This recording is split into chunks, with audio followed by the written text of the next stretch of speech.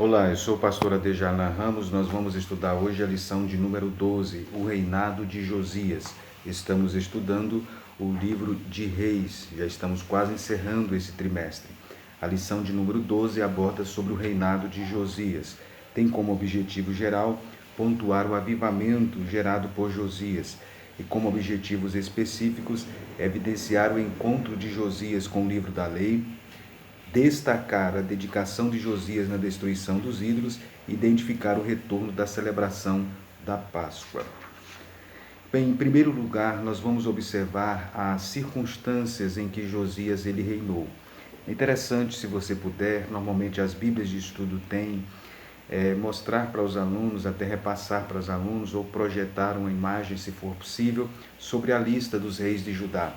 Vamos relembrar a lista dos reis de Judá: Roboão, Abias, Asa, Josafá, Jeorão, Acasias, Atalia, Joás, Amazias, Uzias, Jotão, Acás, Ezequias, Manassés, Amon, Josias. Observe bem esta sequência: Manassés, Amon, Josias. Depois de Josias, nós temos Jeoacás, Jeoaquim, Joaquim e Zedequias. Então, isso é importante para você situar, pois muitos alunos às vezes não estão afeitos à lista dos reis de Judá. Bem, segundo o livro de Reis, o livro de Crônicas, Josias foi um dos melhores reis que Judá teve. Josias ele é classificado como o melhor rei de Judá. Ele reinou 31 anos. O seu reinado foi entre o ano 639 e o ano 609. Ele foi filho de Amon, foi neto de Manassés. Manassés foi um dos piores reis de Judá. Segundo a tradição, foi Manassés que mandou serrar o profeta Isaías ao meio. Então, neste período do reinado de Josias, a subida dele ao trono, a ascensão de Josias ao trono, foi depois do assassinato de seu pai.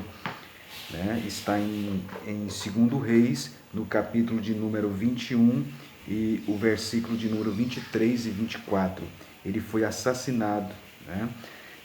Amon, o pai de Josias, foi assassinado.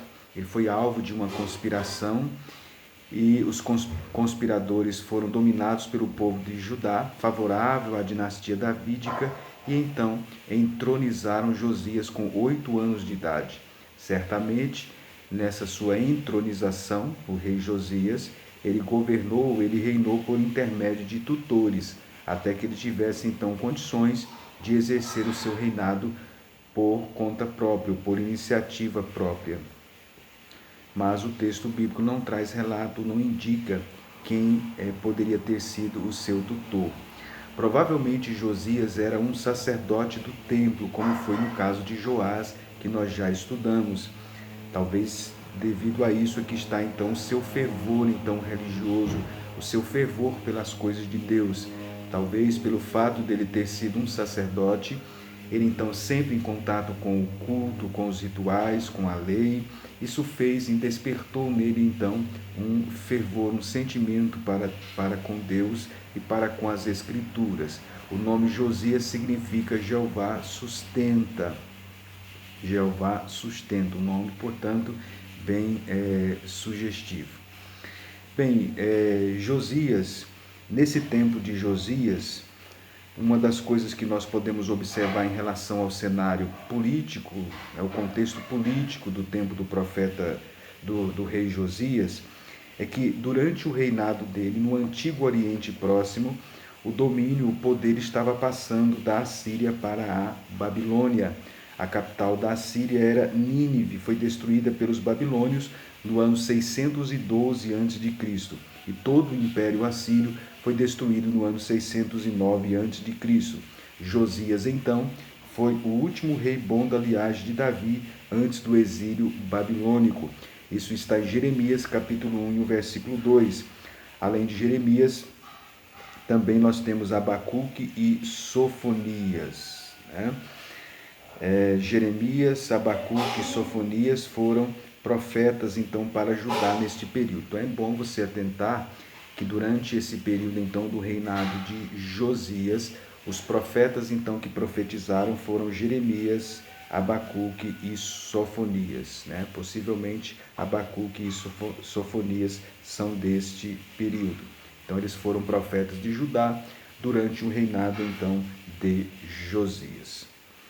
Bem, Josias ele começou a sua reforma quando ele tinha 16 anos de idade, né? Atingiu o clímax quando ele estava reinando há 18 anos, portanto, com 26 anos de idade. Ele levou 10 anos para pôr em prática todas as mudanças necessárias, desde que iniciou a reforma. Isso está em 2 Crônicas, capítulo 34 e o versículo 3.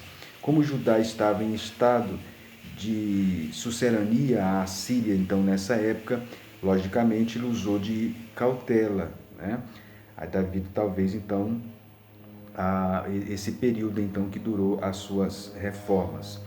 Nesse período havia pressões internas do reino, que estava completamente dominado e aparelhado pela idolatria, né? A máquina administrativa foi aparelhada pelo Estado para a idolatria. E certamente então o rei Josias, aproveitando da morte de Assurbanipal, rei da Síria, que faleceu em 632 a.C., ele aproveitou então para abandonar as divindades daquele rei e iniciar então as reformas. A chamada do profeta Jeremias foi neste período, né?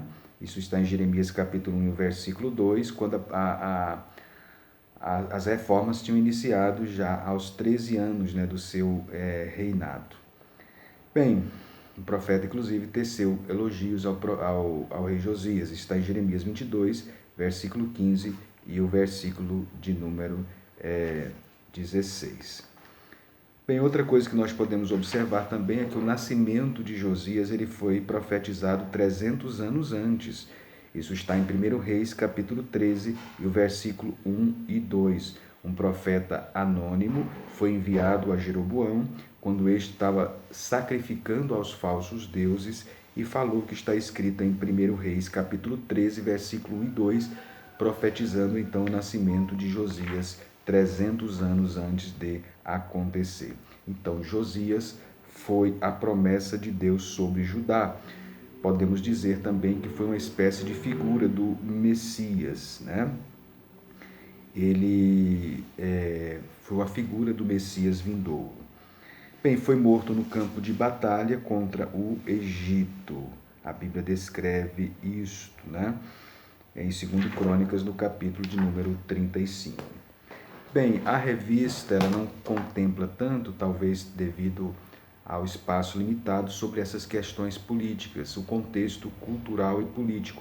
É interessante você mostrar isso para os alunos, né? Pois Josias não surgiu assim do vácuo, ele surgiu dentro de um contexto político e também social. A lição contempla mais as reformas de Josias, então nós temos aí no comentário, na primeira parte do comentário, Josias repara o templo. Uma das primeiras atitudes, então, de Josias, quando ele começou a reinar, segundo Reis, no capítulo de número 22, a Bíblia diz no versículo 2 que ele fez o que era reto perante o Senhor. O texto diz que ele não se desviou nem para a direita nem para a esquerda. Ou seja, ele se dedicou a ter uma conduta aprovada por Deus. Ele obedeceu às estipulações mosaicas, ele obedeceu os princípios que foram estabelecidos por Deus, né? À medida que ele ia tomando conhecimento da lei, ele então obedecia à lei. Ele estabeleceu o padrão para os governantes do povo de Deus. A lei estabelecia isso em Deuteronômio 17, versículo 11 e 20 e Josué 1, 7. Ou seja, então ele seguiu o exemplo de Davi, obedecendo então os padrões que tinham sido estabelecidos por Deus lá no Pentateuco, especialmente em Deuteronômio 17, que dizia que o rei deveria ter uma cópia da lei e não se apartar então da cópia da lei. Bem, uma das primeiras atitudes de Josias quando ele assumiu o seu reinado foi exatamente reparar o templo. Ele produziu então uma reforma no templo. Você pode observar isso no capítulo 22, do versículo 3 até o versículo de número 7. Ele então empreende uma reforma no templo. Você pode observar isso claramente aí no texto. O texto diz então que ele iniciou então essa reforma. O texto fala no versículo 6 de carpinteiros, de edificadores, de pedreiros, para reparar os estragos da casa. Veja que o templo então estava abandonado, estava desprezado, e agora Josias empreende então uma reforma então no templo, né? Ele empreende essa reforma no templo. Veja bem que ele usou os mesmos procedimentos do rei Joás para arrecadar os recursos para reparar o templo, né? O templo tinha sofrido abusos no tempo de Manassés e de Amon, que foram seu pai e o seu avô, seus antecessores. Eles cometeram abusos, desprezaram o templo, e agora o templo precisa ser restaurado. Bem, o segundo fato que é destacado então aí em nosso comentário, né, é também o fato, então, além de reparar o templo, de achar o livro da lei no templo. É o que nós podemos observar aí no comentário também na lição.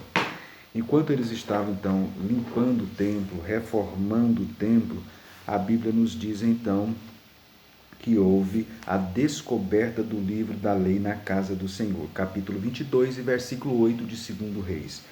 O que seria o livro da lei? O livro da lei era um pergaminho contendo a Torá, o Pentateuco, que era a revelação de Deus para a nação de Israel por meio de Moisés.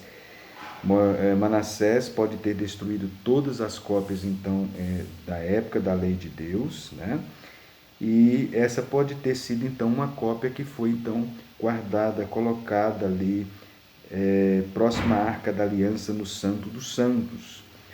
Ela pode ter sido retirada do seu lugar por acaso, Manassés ou Amon, mas ela foi encontrada, então, durante as obras de reforma do templo.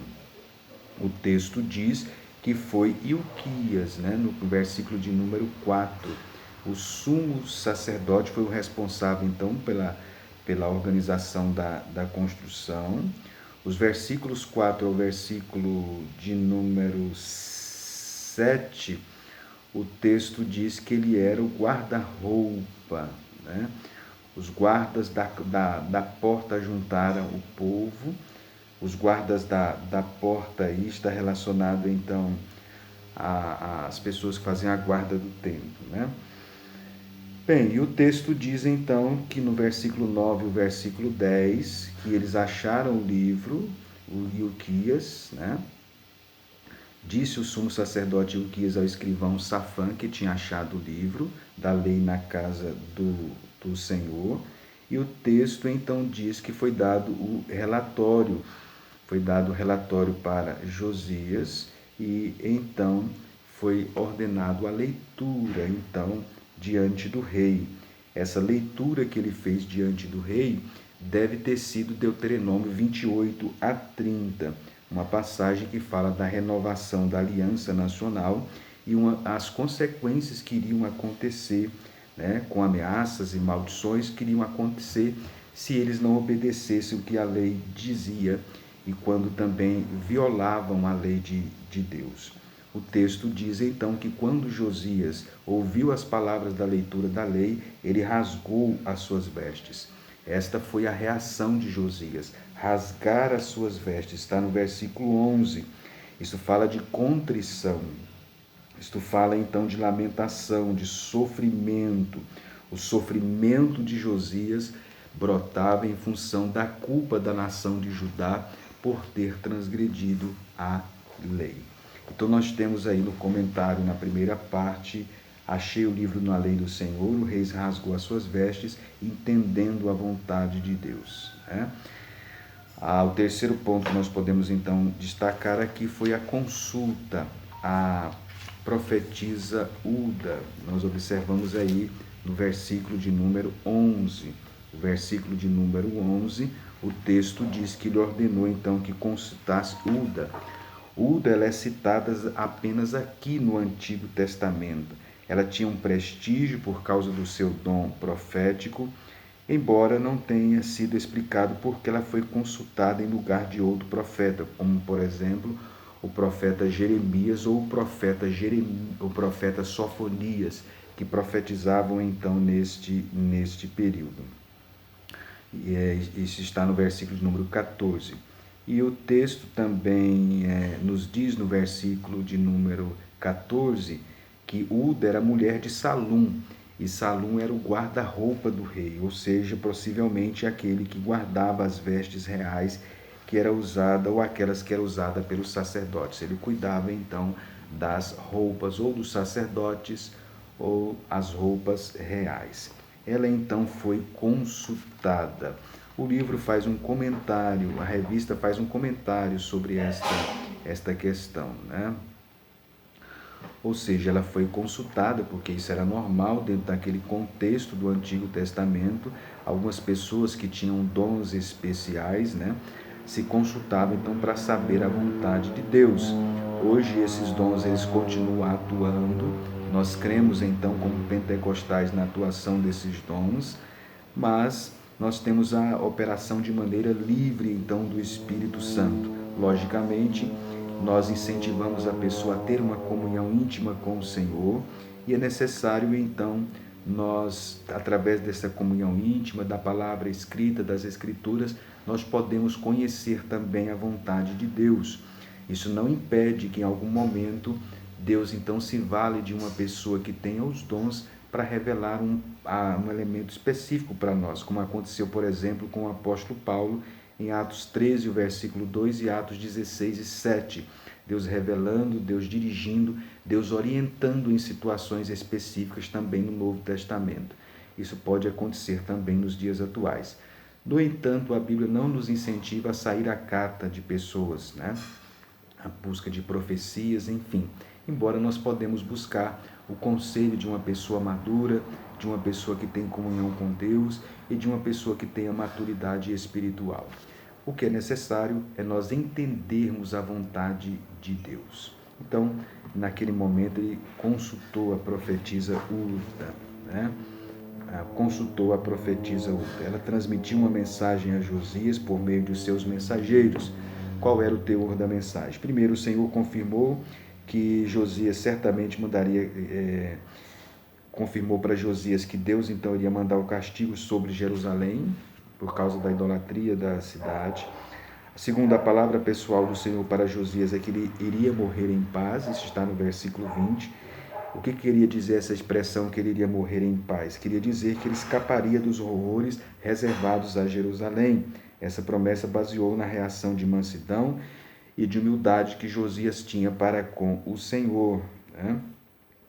A atitude essa demonstrada especificamente quando ele ouviu então a leitura das palavras da lei. Ele revelou humildade e ele revelou também dedicação ao Senhor. Por isso, ele iria morrer em paz, ou seja, ele não iria morrer em função dos castigos que viria sobre a cidade de Jerusalém. A segunda parte do nosso comentário, nós temos a renovação do pacto com o Senhor. Mediante, então, a leitura então do livro da lei, o povo então renova a sua aliança com o Senhor.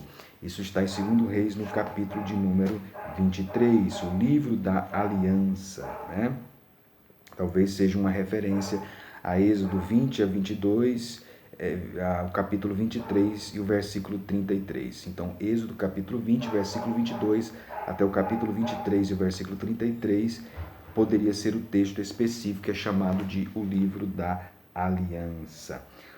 Ou seja, o Pentateuco fala de uma forma geral sobre a aliança de Deus com Moisés, né? Por isso esses livros foram chamados de livros então também da aliança.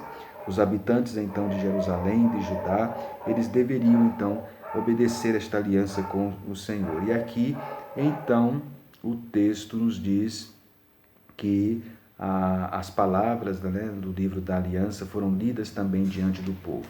Foi lido inicialmente diante de Josias e depois foi lido então diante do povo.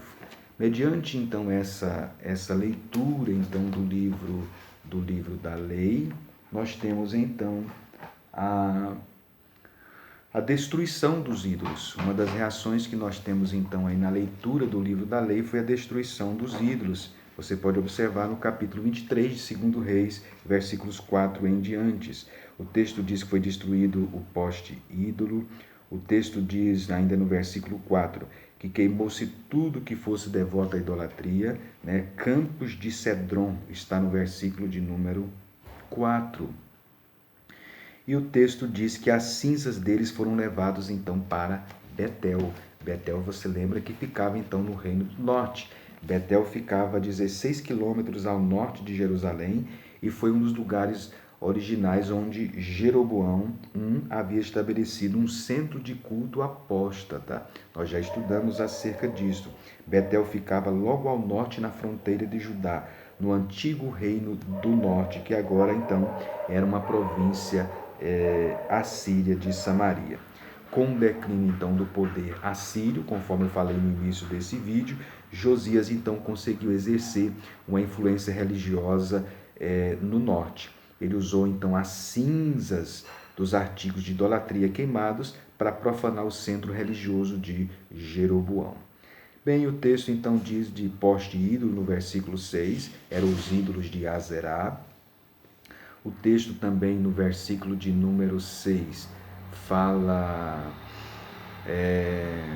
versículo número 6, tirou da casa do Senhor o poste ídolo que levou para fora de Jerusalém até o vale de Cedron, no qual queimou e reduziu a pó que lançou sobre as sepulturas do povo. Olha bem essa expressão. O vale de Cedron continha então sepulturas da plebe, sepulturas do povo. O espalhamento das cinzas dos objetos de ídolos, conforme está em 2 Crônicas 34:4, foi feito sobre as sepulturas daqueles que haviam sacrificado a esse ídolo. Aquelas pessoas que tinham sacrificado a esse ídolo, que tinha morrido, agora espalhou-se a cinza sobre as suas sepulturas, né? O povo então havia seguido seus líderes na apostasia, na profanação e na condenação. Tudo isso foi simbolizado então pelo ato de jogar cinzas então sobre a sepultura desse povo. Outra coisa que nós observamos no versículo 7 é que destruiu as tendas. As tendas aqui eram as tendas cultuais, que é chamado de Sucote Benote, em 17:30, usada pelas mulheres que eram devotas de Azerá. Elas faziam tapeçarias e praticavam pecados sexuais. As tendas, então as tendas, as casas de prostituição cultual, elas foram derribadas então por ordem de Josias. Outra coisa que nós observamos no versículo número 8, todo sacerdote trouxe da cidade de Judá e profanou os altos em que os sacerdotes censavam, desde Gebá até Berseba. Gebá, a 11 quilômetros ao nordeste de Jerusalém, e Berseba ficava 72 quilômetros ao sul de Jerusalém, no extremo sul de Judá. Portanto, essa frase era a maneira de dizer por toda Judá. Quando o texto, então, no versículo de número 8, diz que desde Geba até Berseba derribou os altares, ele quer dizer de um extremo ao outro. Houve uma limpeza geral em Judá da idolatria. No versículo de número 10 fala que também profanou a Tofete. Tofete, a palavra Tofete significa tambor. Identificou então a região no vale de Inom, onde acontecia o sacrifício de crianças. Era aí em Tofete que acontecia o sacrifício de crianças. Isso está em Isaías 30, versículo 33, Jeremias 7, 31 a 32 e Jeremias 19, 5 a 6. Né? O tambor aqui certamente era uma referência, né? A palavra tofete, que quer dizer tambor, fosse uma referência ao fato de que se tocava tambores para abafar o choro das crianças. Então, tocava-se os tambores, entregava-se as crianças a essas divindades e, para abafar o choro dessas crianças, se tocavam tambores ao redor. E a palavra tambor é o significado de tofete, que aparece no versículo de número 10. Outra coisa que podemos destacar no versículo 11, tirou os cavalos que os reis de Judá tinham dedicado ao sol, à entrada da casa do Senhor. Olha bem, cavalos dedicados ao sol. Esses cavalos dedicados ao sol e carros do sol eram tidos como simbolizando o sol que queimava trilhas através do céu e fazia inclusive parte da adoração do culto ao sol. Tá? Era um santuário, era uma referência, né? Uma prática idólatra num culto ao sol que havia então em Judá, né? Como resquício então da idolatria. Bem, no versículo de número 12, o texto diz também que ele derrubou os altares que estavam sobre a sala de Acaz. Está no versículo 12. Os altares eram levantados nos telhados planos da casa para que o povo pudesse adorar o exército do céu. Isso está em Jeremias 19:13 e Sofonias 1:5. Então foi derribado o altar que estava então no telhado. Veja como a idolatria, né, estava bem incrustada na nação. E no versículo de número 13, o texto diz que profanou os altos que estavam defronte de Jerusalém, à mão direita do monte da destruição, os quais edificara Salomão. Veja que Salomão havia construído altares altos ao leste de Jerusalém, no Monte das Oliveiras. Né? Você pode observar essa prática do templo então de Salomão. Eram práticas idólatras relacionadas com o culto a Astarote de Sidom e a deusa Quemos e a deusa amonita de Moloque. Né?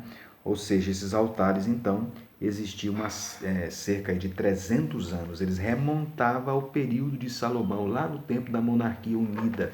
E agora Josias então ele destrói. A colocação de ossos humanos os profanava, portanto tornava esse lugar impuro e inadequado como locais de culto. E no versículo de número 15, o texto diz também que foi profanado o altar em Betel. Josias reduziu a pó o altar de Jeroboão II. Ou seja, o que você pode observar então aqui nesse texto de 2 Reis 23, do versículo 4, né, até o versículo 20, foi uma grande limpeza que Josias fez em Judá. Ele limpou, né, o culto idólatra na nação de Judá. Logo depois disso, o relato bíblico então nos diz, né, depois da destruição dos ídolos, nós entramos na terceira parte do comentário, a celebração da Páscoa. Houve então a celebração da Páscoa, está em 2 Reis 23, 21. A Páscoa foi celebrada, né? Ou seja, aqui nós observamos então, a Páscoa tinha sido dada por uma orientação por Deus à nação, do período de 400 anos da história de Israel, né?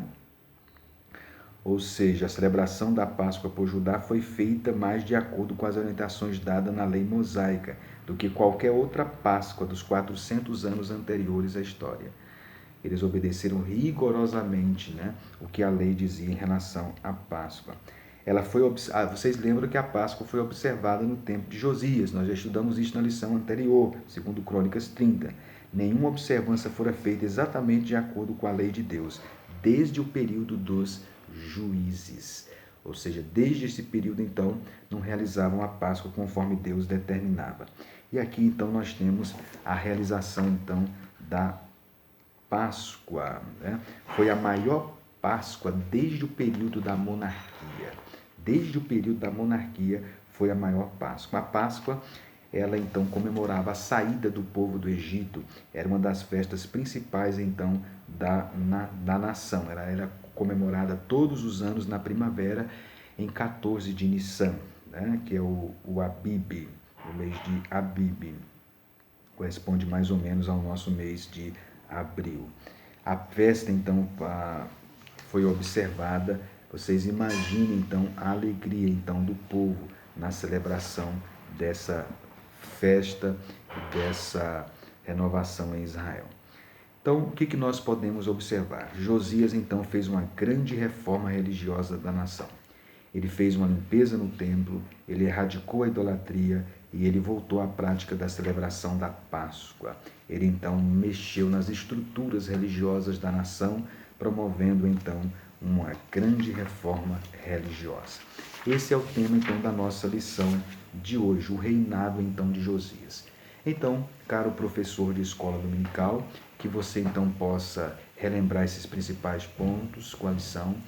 É muito importante, eu particularmente gosto, que o texto bíblico esteja aberto para que o aluno possa, então, entrar em contato com o texto bíblico. Então, esteja com o seu texto aberto, mostrando para os alunos, pois o fato dele ver no texto bíblico fixa mais na mente dele, né, o ensino bíblico, o ensino cristão. Que você possa regar sempre com oração, destaque os principais pontos da lição, aplique essa verdade também aos alunos. Que ídolos na vida deles precisam ser eliminados? Que reformas precisam ser feitas? Talvez muitos lá precisam também eliminar ídolos que não estão vivenciando a vida cristã como deveria vivenciar, especialmente nesse contexto de pós-modernidade. Então ajude, ore pelos alunos que precisam remover ídolos da sua vida. E aplique então a lição à realidade, então, ao contexto da realidade dos seus alunos. Nós vamos ficar por aqui, nós agradecemos você que tem nos acompanhado. Se você não se inscreveu ainda, se inscreva, deixe o seu like, o seu comentário e compartilhe também esse vídeo nos grupos da igreja, para que mais pessoas possam assistir e ser também abençoados e edificados. Esteja diante da lição no próximo domingo, diante da sua classe, né? A penúltima lição desse trimestre. Esteja se preparado também para a última lição, para ver como tem sido o aprendizado dos alunos, como eles foram abençoados e edificados nesse trimestre. Que Deus, portanto, o abençoe. Nós vamos ficar por aqui e até a nossa próxima lição.